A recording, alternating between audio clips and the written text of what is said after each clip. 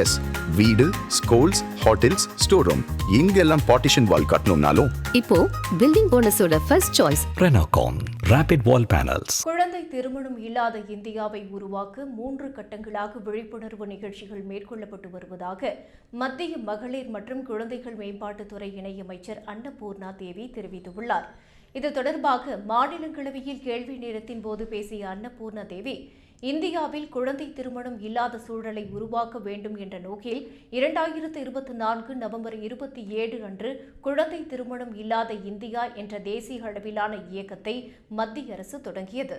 வளர்ச்சியடைந்த இந்தியா என்ற தொலைநோக்கு பார்வையை உணரும் வகையில் சிறுமிகள் மற்றும் பெண்கள் இடையே கல்வி, திறன், தொழில் முனைவு ஆகியவற்றை ஊக்கப்படுத்த இது முக்கியமான ஒன்றாகும்.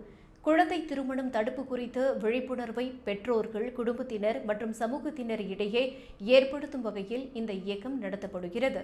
2025 நவம்பர் 27 முதல் டிசம்பர் 31 வரை நடைபெற்ற முதற்கட்ட பணியில் பள்ளிகள், கல்லூரிகள் மற்றும் பல்கலைக்கழகங்களில் விவாதங்கள், கட்டுரை போட்டிகள், உறுதிமொழி மேற்கொள்ளும் நிகழ்ச்சிகள் உள்ளிட்டவற்றின் மூலம் விழிப்புணர்வு ஏற்படுத்தப்பட்டது.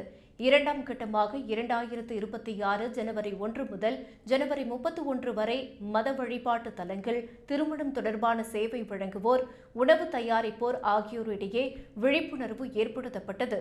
மூன்றாவது கட்டமாக 2026 பிப்ரவரி 1 முதல் மார்ச் 8 வரை கிராம பஞ்சாயத்துகள் மற்றும் நகராட்சி பகுதிகளில் குழந்தை திருமணம் இல்லாத பகுதிகள் என்று தீர்மானம் நிறைவேற்றுவதை வலியுறுத்தும் வகையில் நடவடிக்கைகள் மேற்கொள்ளப்படுகின்றன என்று தெரிவித்துள்ளார்.